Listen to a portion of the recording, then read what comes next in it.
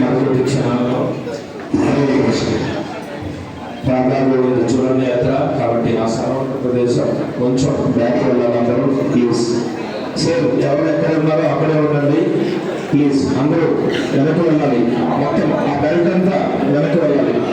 స్వామివారి విగ్రహాలు కిందకు వస్తున్నాయి. స్వామివారి విగ్రహాలు ప్రతి వస్తున్నాయి. ప్లీజ్ కొంచెం వెనక్కి వెళ్ళాలి.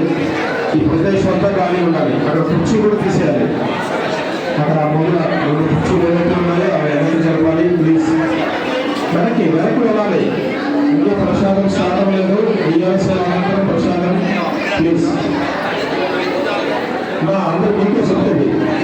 అందరికీ ప్రసాదాలు ఇయ్యాల్సిన కొంచెం వెనక్కి వెళ్ళాలి. కొంచెం ప్లీజ్.